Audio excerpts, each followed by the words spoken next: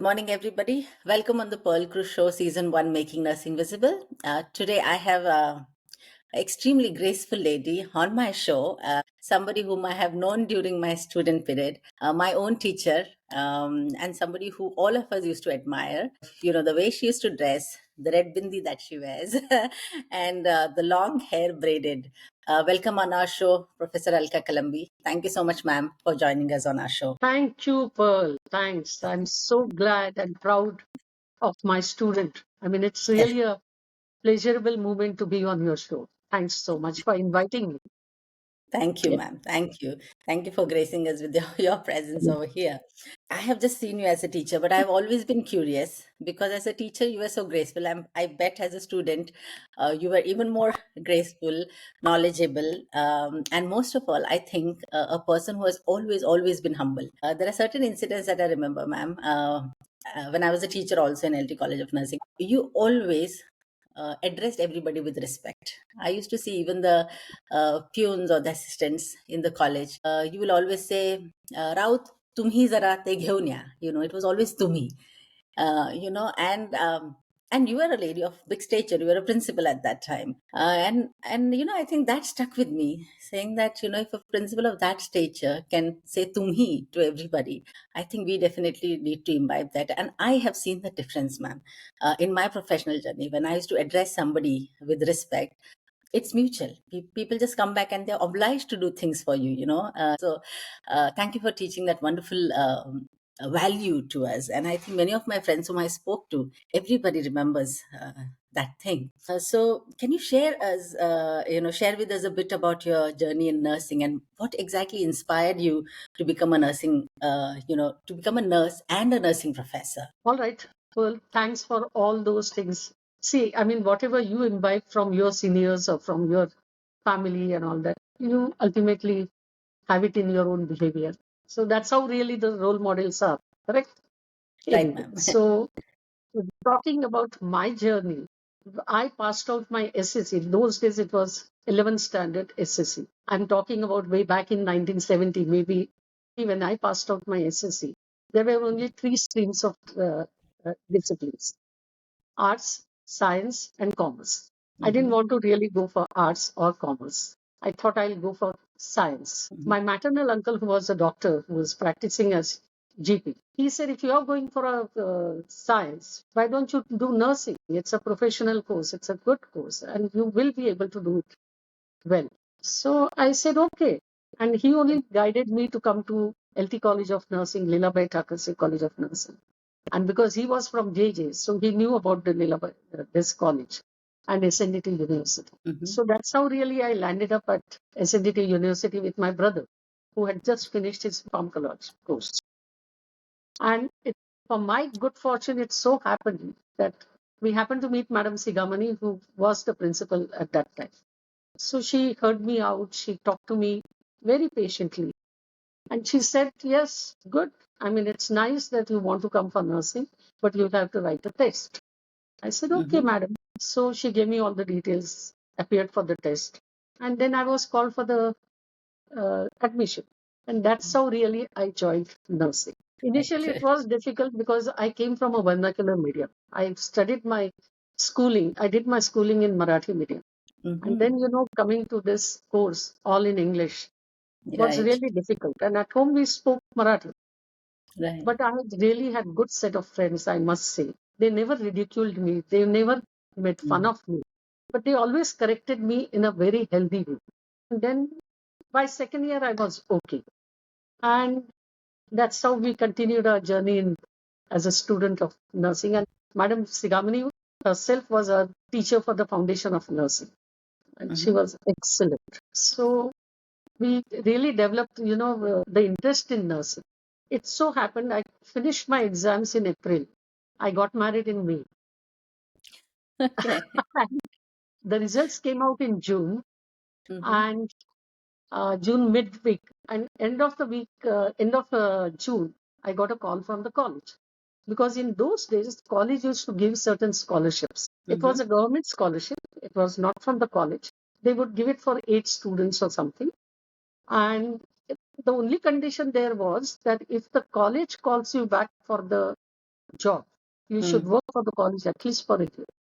So I Okay. got a call from the college. So Mm-hmm. went and attended the interview.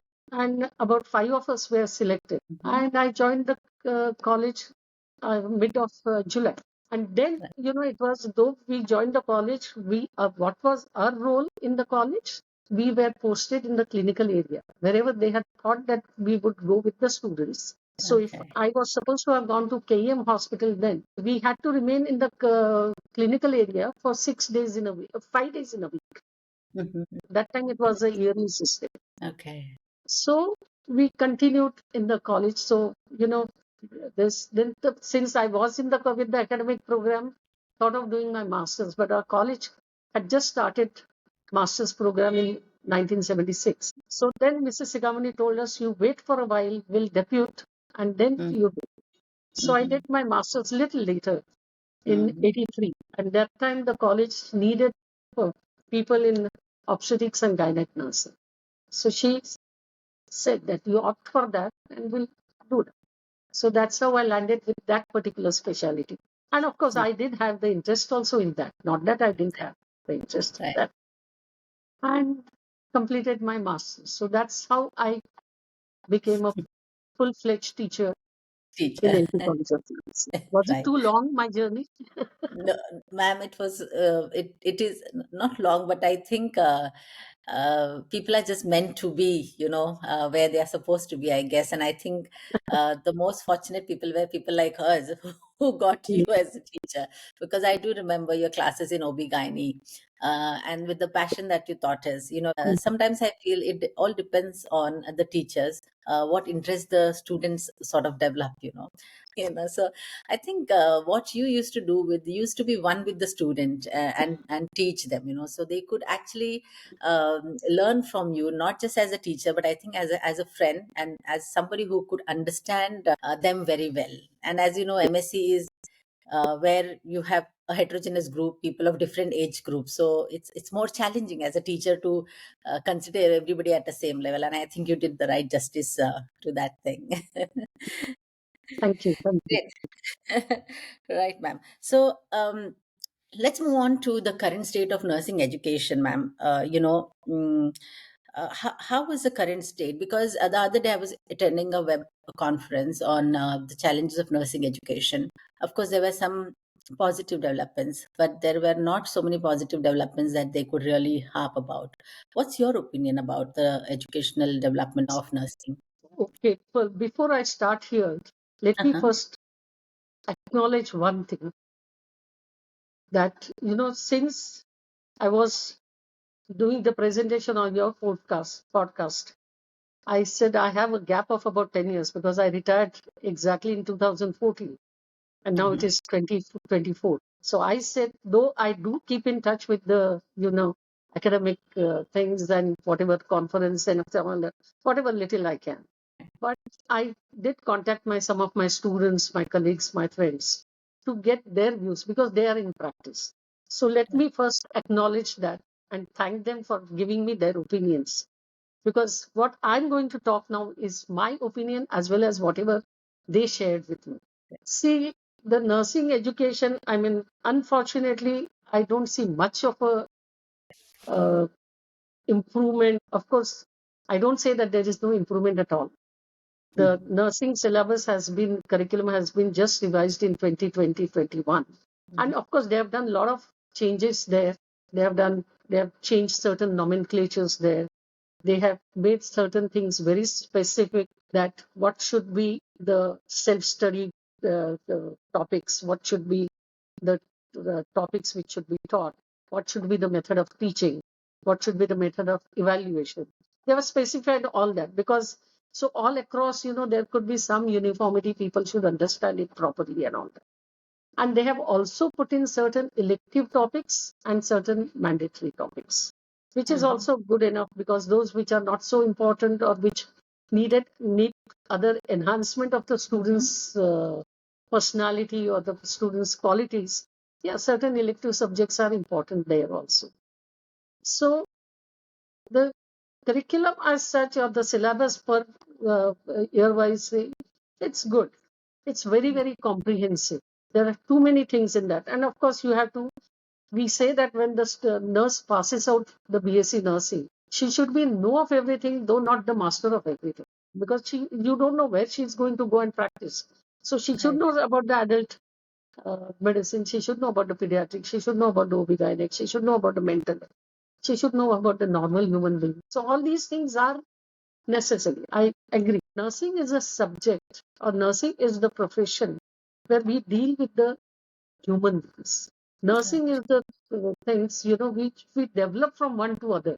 Because Mm. whatever you have learned from normal, then you have Mm. to understand what is abnormal, what is deviating. So Right. you have to build up on that. It's not that you have learned that subject and you can just push it aside, because it's all correlated. Right. So it becomes too much. See, I Correct. mean, I remember people talk about the holistic care. What is the holistic care? Head Mm. to foot, everything, all systems, all thing, your mental Right. abilities, everything comes into practice. So it is good, but it's too much. So people find it a time constraint to that. That there are too many things to be given and too less Mm. time to this. Mhm. Maybe I think as first batch of the this new syllabus comes out, we will know Mhm. more about it, because I Mm. think that's implemented in 2021-22 something. Okay. So first batch will be out around 2025 or so, Mm. if it is implemented in 21. Moving on to our next question, many of these nursing directors, what they feel is when fresh batch of nurses join to the hospital, they always feel that they are not well equipped with the clinical skills. They always used to quote we feel like we are a mini nursing college training them everything here, and the buck is always passed on to the nursing college did not do a good job in teaching the students. uh, do you think that there is a gap between what is taught in the college and what is actually practiced on ground? Yes, Pearl, there is a gap, definitely. I totally agree that there is a gap between the bench and bed. Mhm. There are different reasons to it that we'll probably talk about it later. But the thing is, see, the nursing directors thinking that there is a gap, and it is bound to be there. Even if you give the best of the education and the best of the hands-on training to your nurses, there will be a gap, because each hospital has got its own practice and procedures and processes and things like that. So Mhm. when I go to hospital A and practice there, I need to understand what are their processes, what are Mm. their protocols, what are their ways, how do they deal with certain things. So Mm. I mean, that kind of a gap is bound to be there. But gap between, okay, I mean, actually doing the care to the patient, that gap is today, unfortunately, that gap is also there. And Mm. at the present juncture, you find it much more because of the corona also. Because during Mm. corona, the students didn't get much hands-on experience. Whatever Right. little they get otherwise, they don't get Mm. that hands-on experience. Second thing is, what has happened is, there are nursing colleges which are mushroom, but and according to the requirement, regulation, each nursing college should have a parent hospital. Say, for Mm. example, our own college, we don't have our own hospital. We Yeah. depend on other hospitals. And we were fortunate enough because at that time there were not too many colleges. Right. There were barely one or two Mm. institutions, nursing institutions. So we could really go to the hospital. We had a free access there. We could Mm. do everything. And today what has happened is public hospitals, number of public hospitals are not increased to that extent as what the private hospitals have developed. Mm. And in a public hospital, and see, people also have become more knowledgeable. Everybody talks about the human rights. Mm. Everybody talks about the privacy. So you don't get the chance to really do hands-on practice about everything on your patients. And in Right. public hospital, everybody is going to the public hospital then.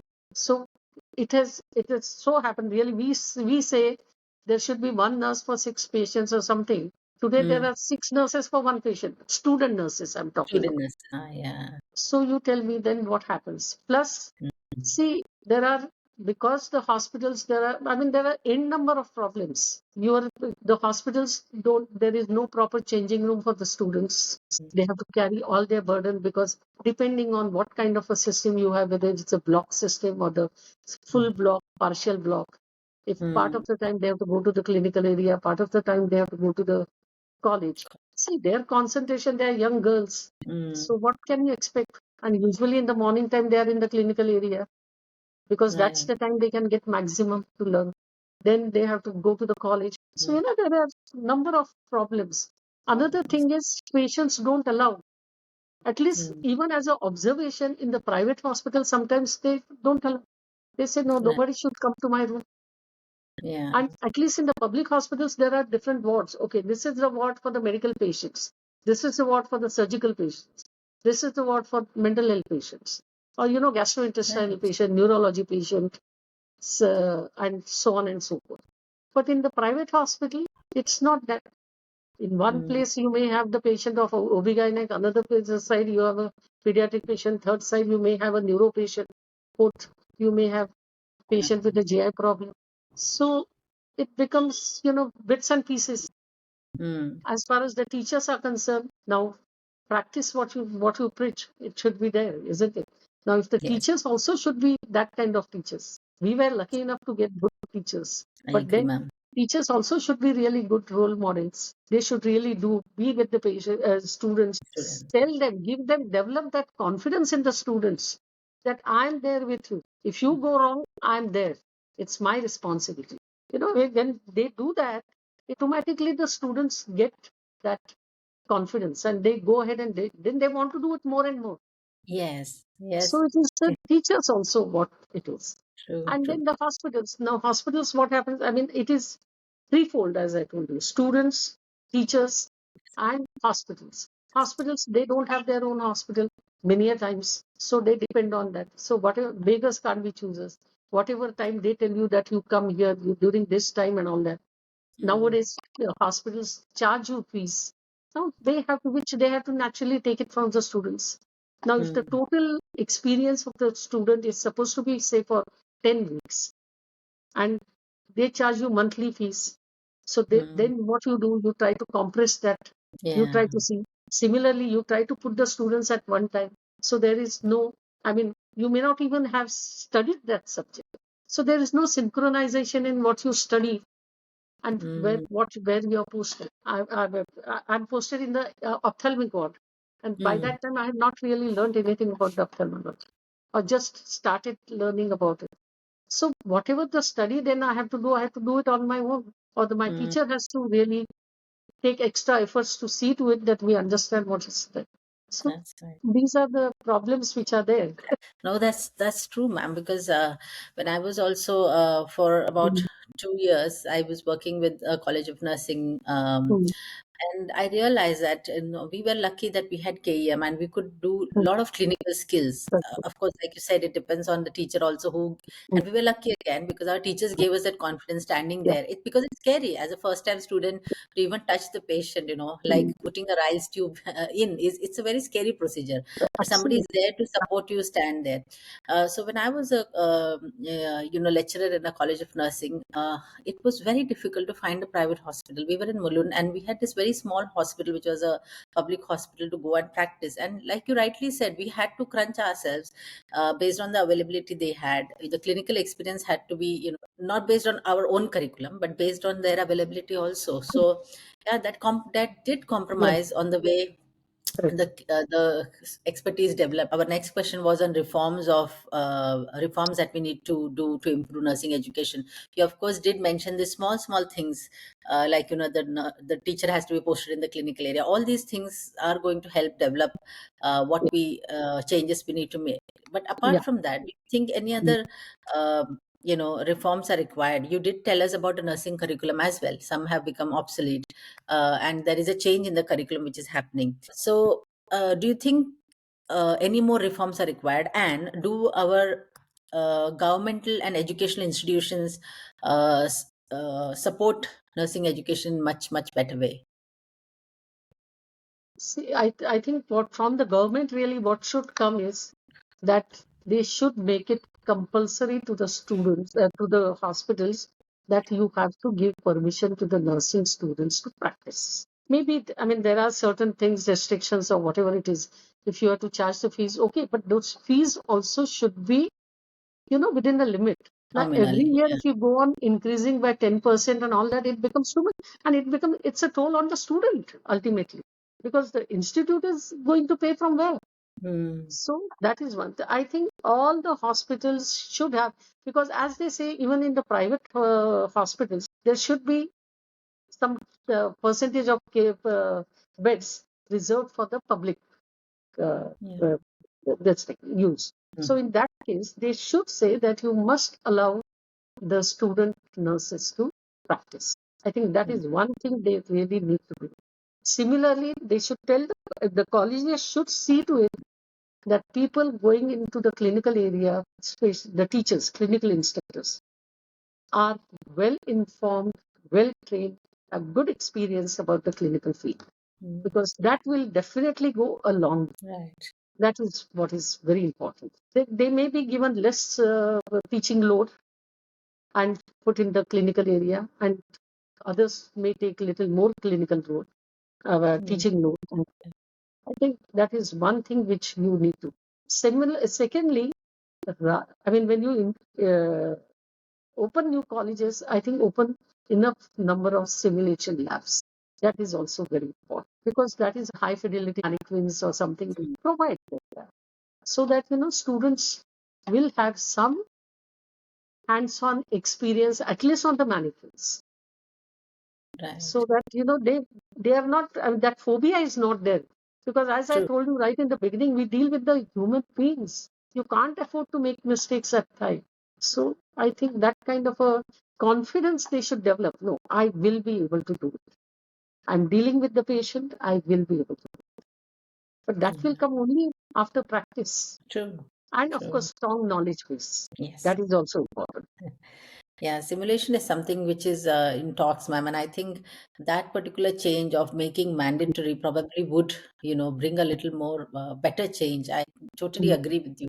One of your students, actually, Sharon Mascarenas, who was my MSc batchmate, so she's into simulation, ma'am. So she does. We will be having her soon on our show as well, Oh, and she good. talked a lot of advantage about this simulation mannequins and how far simulation has come.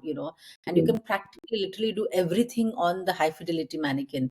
So I think that is one thing nursing colleges probably can bring in to really give the hands-on Yeah. experience to all the nurses. Yeah. And you provide, rather than telling them to open, maybe couple of colleges together have one simulation lab. Simulation lab. Yeah. Every college need not have their own separate simulation lab. True. Maybe the government can give some aid and develop at a regional center, so the Yeah. people can go book their slots and go and practice there. That's a good idea, ma'am. A collaborative Mhm. effort. And Yeah, yeah, collaborative efforts can happen. yeah. Book your slot and do it. Then the students themselves also may be able to do it on their. If I feel that I'm not very good at a particular procedure, I will say, Hmm. no, I want to develop my skill in that. I can Yeah. go ahead and do it. True. That's a good one. That's something Yeah, to think of. Yeah. yeah. Mm. All right, moving on to our next question, ma'am. So, got some data about number of nurses and colleges we have. So, as per the Indian Nursing Council, the latest data says that we have 2,268 nursing colleges in India, Mm. and about 1.2 lakh nurses graduate per year. Currently, we have about 36.14 lakhs of nurses on our nursing register. So we have about 1.9 nurses per thousand population. When we look at WHO says that we need to have at least three nurses per thousand. So we are Thousand. falling short of 1.5 nurses per thousand population. Now the government has made many provisions to increase the colleges of nursing. Do you think these colleges are mushrooming and enticing students to join with a carrot of doing their education here and going abroad and earning big bucks? But how can we stop this mass exodus of nurses? Because otherwise, we will never be able to reach the WHO goal of three nurses per thousand. Then, You are absolutely right. Paul. See, the student nurses are entering this profession. I mean, there are different reasons, because you know that once you have this nursing degree, professional degree, this is a sure shot for to get a visa and to go abroad. That's one part of nurses, or one category of nurses. Other category of nurses, see, it's not that everybody really wants to go abroad. Everybody wants. See, all of us, whether in this profession, anywhere else, everybody wants money. Who doesn't want money? That's sure. Now, what is happening is, Pearl, I don't know whether you are aware. You must be aware, of course, since you were in India. There is so much of disparity in the nursing pay scales, right Mm. from the nurse who passes out, she gets 21,000 rupees in hand, which it starts at 21,000. In some hospitals, she gets about 35,000. The same nurse. I mean, in my institute, 50 girls are passed out. 10 have joined Institute A, they might get 21,000. 10 have Mm. joined Institute B, they might get 30. Third one may Mm. get 40,000. That's the disparity. And in the government today, I'm told the pay scale is 70,000 for the new nurses. Wow. So what now? Everybody can't get into the government institutes or the municipal institutes. That Mm. is one problem. So improve the pay scales. That is one thing. That is definitely a motivating factor. 100%. That will Yeah. also, if you give proper pay to your nurses, definitely their work output also will improve. Not only that, they will not leave the institute, but their work output also will give them proper. Acknowledge them properly.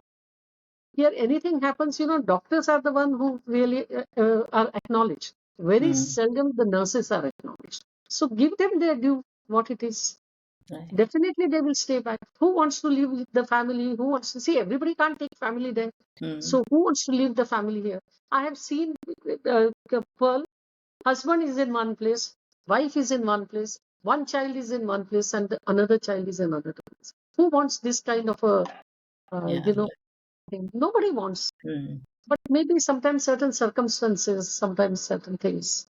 Yeah. So one thing is definitely, of course, the nurses also have to prove their, they also have to work properly. I'm not saying that they should not, but improve the pay scale, improve their working conditions. I told you Mm. about nurses, student nurses not having changing room. Even the staff nurses don't have changing rooms. Mm. Give them, when they are on duty, I'm not saying give them free meal, but at least give subsidized. Give Take care of their you do CSR activities instead of Mm. doing that outside. Do it for your own people. Insurance for them, maybe medical facilities for them. See, because today medical facilities are so expensive. True. It's too much. And if I have to take a mediclaim at my age, I have to pay 70,000 rupees, Yeah. which Yeah. is quite a lot. Which is, yeah. So you tell me, so they provide them these facilities. Only saying that they don't do this, they don't do that. I think that's not, you give them proper facilities, and definitely, if not 100%, at least 60 to 70% of the nurses would definitely get more motivated to work, because Yeah. definitely you feel that when they are doing so much for me, I have to do my bit, isn't it? Yeah.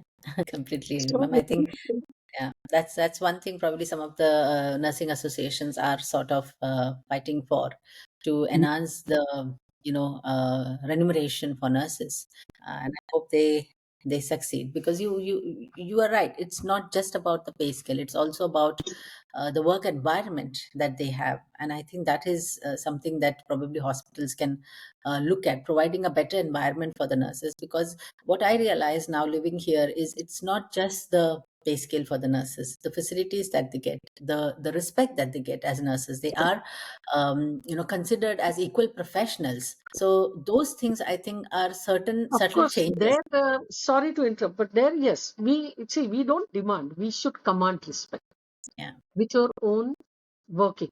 Yeah. You should have that kind of a knowledge base, you should have that kind of a skill, and you should know your patient well. Hmm. Then you will be able to talk for your patient, and you could discuss True. the case with your patient, and then you'll be known. People will know, yeah, this is the person who knows. Moving on to our next question. Mm. So, any particular incident in your journey as a teacher that has been, which has inspired you tremendously, or something which has been very, very memorable for you? Mm. Well, when I was with the second year BSc nursing students, there was one student, this is many, many years back. She had such a phobia to give injections. She just didn't want, she was good otherwise. theory based good. She would do other things very well, but she just didn't want to go give injections. So much so that she wanted to leave nursing because she didn't want to give injections. Can you imagine? So her parents came, met my head of the department and all that, and she was in my batch. Mm-hmm. So Madam then discussed the case with me. Madam Anuma Prabhakar was there. She discussed the case with me. And she said, Alka, what do we do? I said, Madam, only the thing we should just keep on coaxing her. And we'll try and give her, maybe we gave her oranges, try to say Mm. that keep on pricking that, the Yeah. sponge and all that. Mm. And there, we had to give injection to one another. Yes. That was one practice. So I Right. told her, I said, you don't give it to anyone, you give it to me. Mm-hmm. So I said, let me see. Don't worry. I said, I'm a still frame. Nothing is going to happen to me. So I said, you do it. She was, I mean, initially she was really, shaky. She didn't know how. Mm. I said, don't worry, Sudha. Whatever happens, you go ahead. Madam Prabhakar was there. I was Mm. there. And I said, nobody else will see you also. You giving Mm. injection. And, at the end of 3 weeks, we achieved that she managed to give injection. She gave injection to me also, and She then did. we followed up that student in the Mm-hmm. pediatric, because in the pediatric area it again becomes difficult Yes. restraining the patient and all that. So we didn't Mm. tell the teachers that this is what the problem is. I Mm-hmm. just told them that I said, of course, in consultation with Madam Prabhakar, I said we'll follow up that student and we'll do that. Now she's perfect. She's working somewhere abroad. Yeah. That was one incident. And let me tell you just one more incident. When I was in labor ward, because Mm-hmm. see, Madam Mabel, you must be knowing, Mabel and me, Yeah. we were both in the obstetrics. And for about 6 or 7 years, we managed the obstetrics department. Mm. And there, what we did, we said that 1 year you be the head of in charge of the labor ward, 1 year I will be. So both of us will have our own skills polished at the same time, because in labor ward, you can't leave that ward and go anywhere else. Right. So this is one thing how the clinical instructors can definitely develop their things. So there I was witnessing, I was with one student, she was conducting the delivery. She had already conducted 3, 4 deliveries earlier. It so happened she delivered the baby very well, no problem. She looked Mm. out for the separation of the placenta, and she felt that this placenta has separated, and she gave the traction. Mm. Probably the traction what she gave was little too much. So Mm. the cord broke. You know how fragile the cord is. And at the Yeah. maternal end. But since I was standing there, I immediately quickly picked up the forceps and cut the maternal end. Mm. And because otherwise, once it goes in, then it is annual removal and all those things happen. And it's a Yes. problem. So anyway, everything then, since we had the forceps in our hand, we saw to it Mm. the placenta was delivered properly, complete. It was complete. Yeah. No cotyledons were inside. Nothing. Yes. But then later on, next delivery, when she was conducting, she was afraid. She said, Madam, how will I do it? I said, nothing. I said, these things happen. Don't worry. I Mm. said, we will be there with you. See, make sure that somebody is there with you, definitely senior person. So Mm. one of us will be there with you. So little patience on our side, and then you Yeah. should not ridicule. I think you need to understand the student psychology. You True, need to ma'am. understand, be there. Tell them that I am there with you. You are practicing on my license, so don't worry. Anything happens, I am responsible. This is what you have to make that confidence in the students. It happens. It's a huge responsibility, ma'am, as a teacher. Not, I mean, these are the formative years of nurses. If we don't do a good job as teachers, giving them that confidence, I don't think anybody will come out as No. a good nurse, Mm. because the injection episode that you said, it was, I mean, the fact that the nurse wanted to leave the nursing, Yeah, I mean, we were surprised that just for that she wanted to leave. because as students it is scary, ma'am. It is scary to think that I can't do Mm. something, Mm. but I think that's where people don't realize the importance of teachers in today's world, where everything has become very mechanical and virtual and all that. Being there for your students, understanding their psyche, giving them that confidence, and only with that whole progression, will we have a confident nurse graduating out, from there? I also remember, so when I was in Mulund in one of the College of Nursing as a lecturer, Mrs. Joy Kuti was the principal at that time. They had taken her there to build a good nursing college, and I learned a lot with her. And I remember she telling me, Pearl, you should understand that generations change. And the same way, a teacher has to change her outlook. We have to be in sync with the generation. Now, I am of much younger generation than her, but somebody of her stature telling me that, it really hit me hard Mm, that, yes, mm, and I was so proud of her as my teacher as mm, well, that, mm. you are moving on with the generation, think like them, work like them, and students will get molded that way only. You can't have that a strict Mm, teacher sort of mm. an outlook for today's No, generation. So, that will not work. That will not work at all. You have them. You have to understand them. What exactly? I be firm. I'm not saying that be very this thing easy with them, but make them understand that this is what it is. This is what your mistake is. let's move on to our next section. Yeah, yeah. Sorry. Seven questions, and you will have to give whatever quickly comes to your mind. So, are Uh, you ready for this then? yeah. Right. Okay. So, question number one. Alka Kalambi as a principal or Alka Kalambi as a midwife? Both, because Both. I enjoyed both my roles, and I think I did enough justice to the best of my potential to both. Oh, yes. As a student, I'll completely agree with that. One piece of advice for the nursing academicians, ma'am. Be good role models. Perfect. One technology or trend that has helped nursing education. As we discussed earlier, I think simulation is today's generation simulation, Yeah, because when you don't get so much hands-on, I think simulation is the best answer for that. answer for it. True, true. One piece of advice for the current students who are pursuing nursing. Don't be robotic nurses. Use your IQ as well as EQ, EQ. and your make use of your head, heart, and hands. Hands. Very true. Thanks for that, ma'am. And one message to entice the next generation of youngsters to take up the nursing profession. Well, this is definitely a noble profession, as everybody says. And my definition of noble is what, as far as the nursing is concerned, when nobody else is able to do it, you are able to do it. That's noble for me. So you are the chosen one. You are never jobless. Never, Very I truly. agree. Never jobless in throughout the world. You will get job in Yeah. any part of Or the world. any part of the world. May not be of your choice, but you will get it. Yeah. The elections results here in UK, and one of the nurses who came from Kerala about 20 years back Hmm. here, that nurse is now today an MP on the Labour Oh, Party. So, you never know where you land as a maybe. nurse. Yeah, correct, correct, correct. Right. One big quality every nurse, be it an academician or clinician, should possess. Positive attitude and commitment Yeah. to your.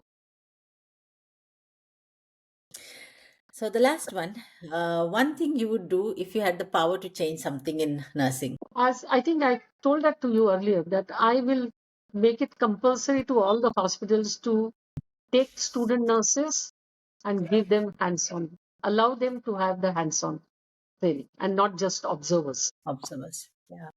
Make it mandatory for every It is every mandatory. hospital to Yeah, yeah, yeah. be an ally of Yeah, nurses yeah. of nursing education. True. You may say So that okay, your instructor should be there, your this should be, but they should be allowed to do practice. mm, that's very right. Uh, that's right, ma'am. So there were a couple of people whom I had spoken to. There are messages from your students or colleagues, and I would Oh, like to share that with you. Madam Alka, a genuine lady with all the necessary qualities of a teacher and an administrator. Beauty, up to date knowledge, and concern about the students. She also goes an extra mile to see that she uplifts the profession.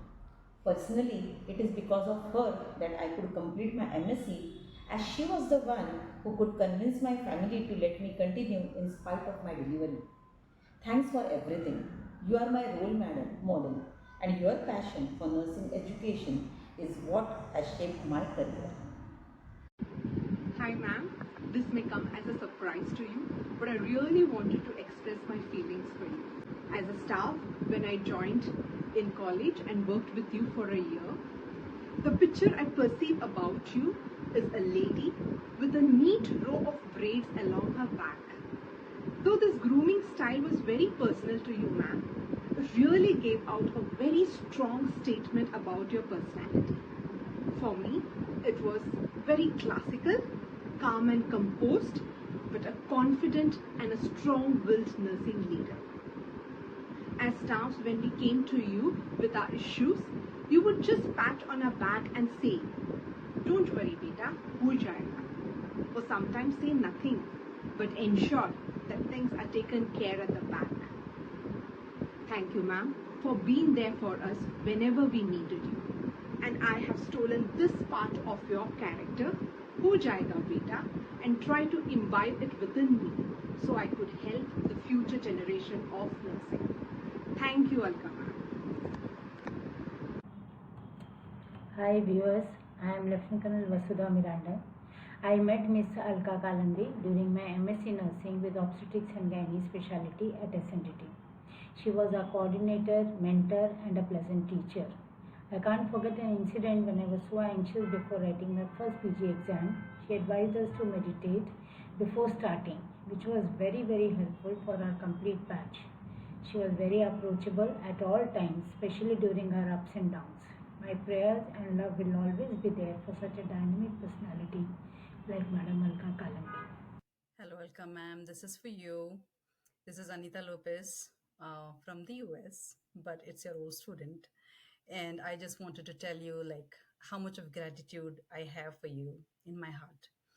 Uh, when you walk into a room, nobody can miss you as a personality. It's just so impressive. And you are a unique combination of humility and discipline. I have learned so much from you.